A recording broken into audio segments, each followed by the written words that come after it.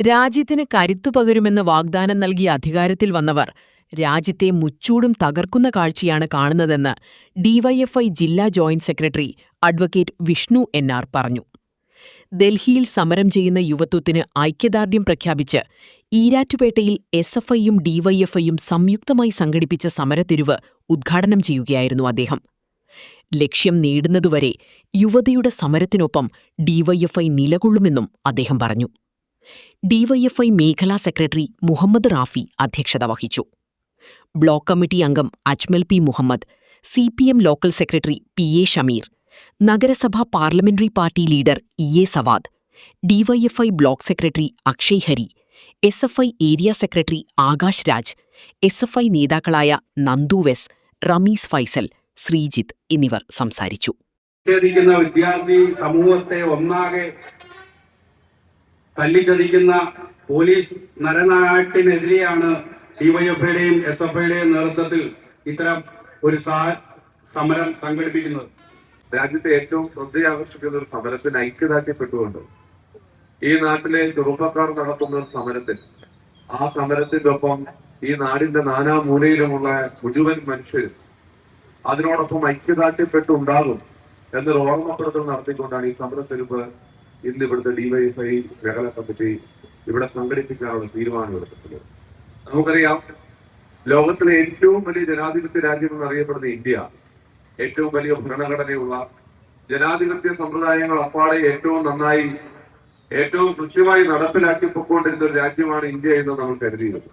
ഒരുപക്ഷെ ഈ ജനാധിപത്യ രാജ്യത്തിനകത്ത് ഒരു കാലഘട്ടത്തിലും നടക്കരുതാത്ത ഒരു സംഭവ വികാസമാണ് നടന്നുകൊണ്ടിരിക്കുന്നത്.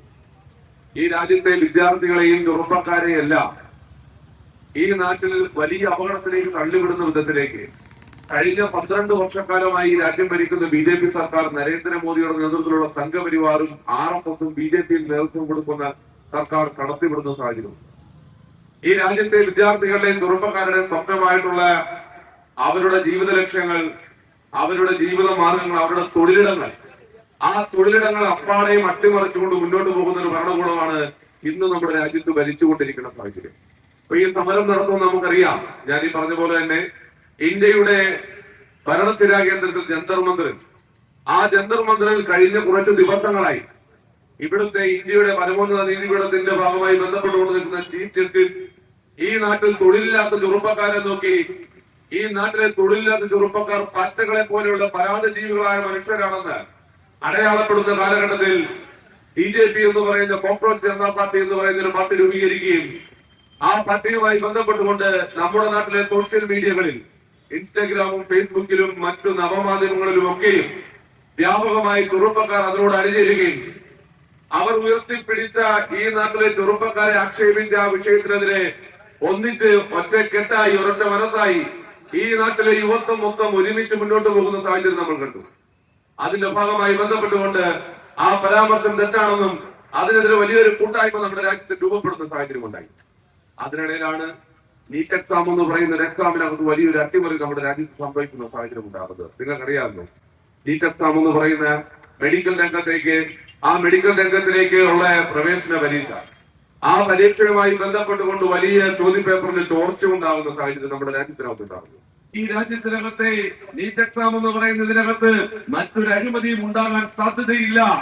ഞങ്ങൾ തെരഞ്ഞെടുത്ത് അധികാരത്തിലേക്ക് കയറ്റിവിട്ടിരിക്കുന്ന ഈ ഭരണകൂടം, ആ ഭരണകൂടവും നിലവിലത്തെ സർക്കാരും അവരുടെ വിദ്യാഭ്യാസ സ്വപ്നങ്ങൾക്ക് കരുത്തു പകരുന്നതിന് വേണ്ടി, അവരുടെ സ്വപ്നങ്ങൾക്ക് ചിറക് കൊടുക്കുന്നതിന് വേണ്ടി മറ്റ് അഴിമതികൾക്ക് ഇടയില്ലാത്ത വിധത്തിൽ ഈ നാട്ടിൽ ഈ എക്സാം ഏറ്റവും സുഗമമായി നടത്തിക്കൊണ്ട് പോകുന്ന ഒരു കാഴ്ചപ്പാട് അവർക്കുണ്ടായിരുന്നു. പക്ഷേ കഴിഞ്ഞ ദിവസങ്ങളിൽ നമ്മൾ എന്താ കണ്ടേ? കഴിഞ്ഞ ദിവസങ്ങളിൽ ഏറ്റവും പരമപ്രധാനമായി ഈ നീറ്റ് എക്സാമിന്റെ ചോദ്യപേപ്പർ ഈ രാജ്യത്തിനകത്ത് ചോരുന്ന സാഹചര്യം ഉണ്ടായി. ആ ചോർന്ന ചോദ്യപേപ്പറുകൾ ചില എൻട്രൻസ് കോച്ചിങ് സെന്ററുകളിലേക്കും ചില വ്യക്തികളിലേക്കും കേന്ദ്രീകരിച്ചു പോകുന്ന സ്വഭാവം, ആ സ്വഭാവത്തിന്റെ ഭാഗത്തിന്റെ എന്താ ഉണ്ടായത്? ഈ നാട്ടിലെ ഏറ്റവും പാവപ്പെട്ട കുട്ടികൾ തൊട്ട് ഏറ്റവും നന്നായി പഠിച്ചിരുന്ന കുട്ടികൾ തെരുവിലേക്ക് വലിച്ചെറിയപ്പെടുന്ന സാഹചര്യം. അതിനുശേഷം രണ്ടാമത് എക്സാം നടത്തുന്നു. ആ എക്സാമിന്റെ റിസൾട്ട് വരുന്ന സാഹചര്യം ഉണ്ടാകുന്നു. അതിനകത്തും വ്യാപകമായ അപാകതകൾ ഉണ്ടാകുന്നു. ആ അപാകതകളെല്ലാം ചൂണ്ടിക്കാണിച്ചുകൊണ്ട് ഇവിടുത്തെ യുവജനങ്ങളും വിദ്യാർത്ഥികളും തെരുവുകളിലേക്ക് ഇറങ്ങേണ്ടി വരുന്ന സാഹചര്യം. ഈ രാജ്യത്തെ ചെറുപ്പക്കാരെയും വിദ്യാർത്ഥികളെയും സംരക്ഷിക്കേണ്ട ഒരു ഭരണകൂടം, അവിടുത്തെ വിദ്യാഭ്യാസ വകുപ്പ് ആ വിദ്യാഭ്യാസ വകുപ്പ് മന്ത്രിയുടെ രാജ്യത്തിന്റെ വിദ്യാഭ്യാസ വകുപ്പ് മന്ത്രിയായിരിക്കുന്ന ധർമ്മേന്ദ്ര പ്രധാൻ ഉൾപ്പെടെയുള്ള പ്രധാനപ്പെട്ട ആളുകൾ ഈ നാട്ടിലെ വിദ്യാർത്ഥികളുടെ മുമ്പിൽ നോക്കി അവരെ നോക്കി കൊഞ്ഞനം കുത്തി കാണിക്കുന്ന സാഹചര്യമാണ് നമ്മുടെ രാജ്യത്ത് നിലവിൽ സംജാതമായി നടന്നുകൊണ്ടിരിക്കുന്നത്. ഈ രാജ്യത്തെ തീർക്കുന്നതിന് വേണ്ടി തീർക്കുന്നതിന് വേണ്ടി മുന്നോട്ട് പോകുന്ന ഈ സമയത്ത് 12 വർഷക്കാലം പൂർത്തിയാകുന്ന സമയത്തിനകത്ത് പ്രിയപ്പെട്ട രാജ്യത്തിന്റെ ഭരണാധികാരികളെ, പ്രിയപ്പെട്ട നരേന്ദ്രമോദി, നിങ്ങൾക്കെതിരെ സമരം നടത്തുന്നത് ഈ നാട്ടിലെ നിങ്ങൾക്ക് അനുകൂലമായി താമര ചിഹ്നത്തിൽ വോട്ട് ചെയ്ത പാവപ്പെട്ട വിദ്യാർത്ഥികളും ചെറുപ്പക്കാരും കൂടിയാണ്.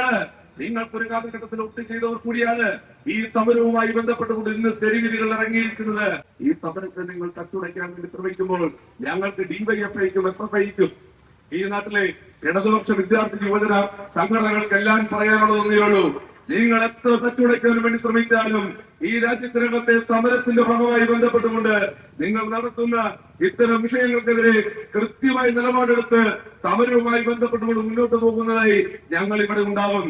ഡിവൈഎഫ്ഐ, എസ്എഫ്ഐ എന്ന് പറയുന്ന ഇടതുപക്ഷ യുവജന സംഘടനകൾ ഈ നാട്ടിൽ ഈ സമരത്തിന് കരുത്തു പകരാൻ വേണ്ടി ഉണ്ടാവും. ഞങ്ങൾ ആദ്യഘട്ടത്തിൽ കോട്ടയം ജില്ലയിൽ നിന്ന് മാത്രം പറഞ്ഞുകൊണ്ടിരിക്കുന്ന 17 സഖാക്കളാണ്.